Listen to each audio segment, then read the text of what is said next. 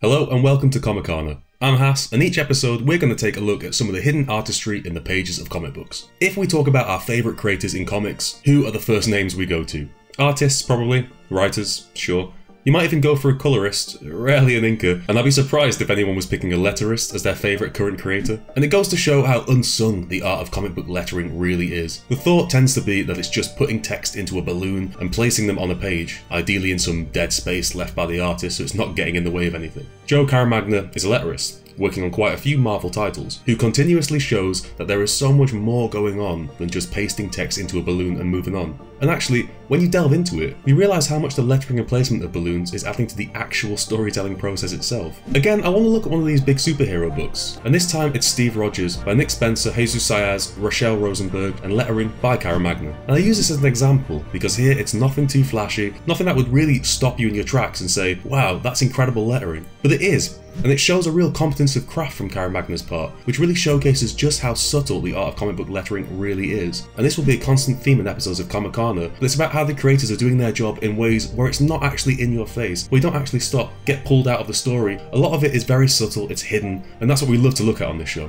If we use this page as an example, you might already notice how the caption layouts help guide you through the page, leading you like breadcrumbs from left to right. Now, in the script you won't ever really get told where to place the boxes themselves, other than obviously which panel to place them in, so the letterist has to decide where they will end up being. Your eye will always end up on the caption box, because your instinct is to read the text. And placing a caption box on the far left in panel 2, and then on the far right in panel 3, what is getting you to do there is actually to cross over the artwork in between reading those two moments of text. And that's where one of the biggest powers lay for letterists, as actually they play a huge part in the pacing that we've already spoken about. Another letterist could have just stacked these caption boxes all along the left side, say, but actually that would give you a much different sensation in terms of understanding and reading the page. Caramagna is able to draw emphasis on certain images because of when you will end up actually looking at them. So that example from panel 2 to 3, you get told about the bickering and then you end up seeing it. So that the anger that you read about, the frustration, it plays straight into the image on panel 3 of the woman here looking furious. That's all backed up by that original caption box. And then you get this information about seduced by their own thirst for power. Placing that bubble there, it allows you to contextualize both of those previous two images of the bickering. And if you'd read that third caption before seeing the image in the third panel, that is, if the caption was say placed far left instead of far right, that would change your perception of the image you were seeing. You'd focus on the thirst for power aspect rather than the bickering. As it stands, it now works as almost call and response, effect, then reasoning. Changing the location of the caption would change that too. So placing balloons in caption boxes can lend an extra bit of emphasis to certain panels and imagery and tie concepts together.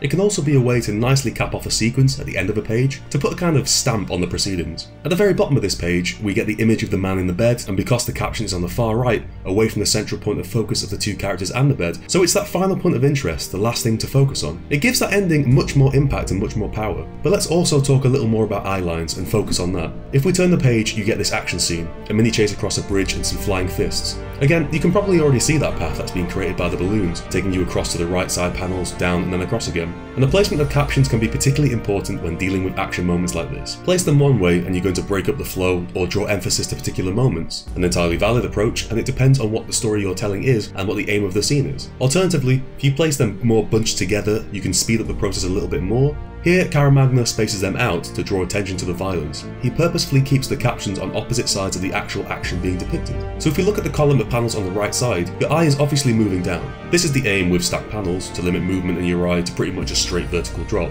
So what Caramagna does here is start you off with the "we must persevere" bubble in the panel, and then place the "through the pain" bubble after the kick, underneath it. So you witness the hit first, then read the caption. Again, he does the exact same thing underneath on the next panel, where you have to cross over the punch to read the next caption. Similarly with the one below, and surprise surprise, your eye has to pass over the violence. And you might just think that, well look, you know, there's gaps there in the art, so that's where the captions have to go, but there are examples here, such as the third panel in the stack, where the caption sits over the art, or the final row in the stack where it's placed bottom right, but actually could have fit top left as well. So there's clearly a conscious decision going on as to where to place these bubbles.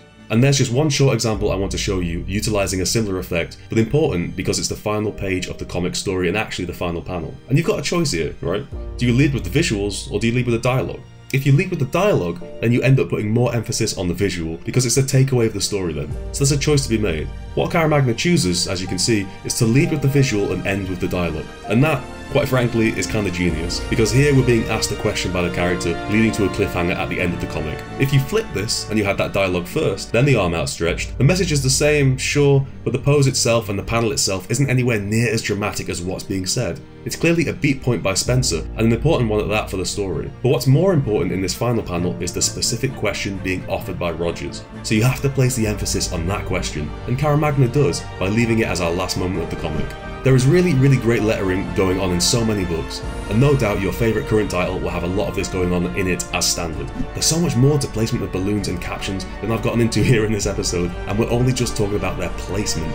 There's a lot to discuss in terms of sizing, fonts, colours, design, so much. Hopefully you'll take a look at the next words your character says and see how they're saying it, where it's being said, and in what order. These letterists are trained to be subtle, to keep their tricks hidden. Let's go on the hunt and try and see what we can find. Thanks for watching. If you want to keep up to date with Comicana and the rest of the NerdSync shows, click subscribe below to get a whole host of great content. There's new videos every week, so don't miss out. If you're already caught up, click on the right to check out more analysis and comic book theory from my channel, Strip Panel Naked, where I release a new video every weekend. For a little more, follow me on Twitter at HassanoE, where I do regular comic page annotations too. You've been watching Comicana, I'm Hass, and I'll see you next time.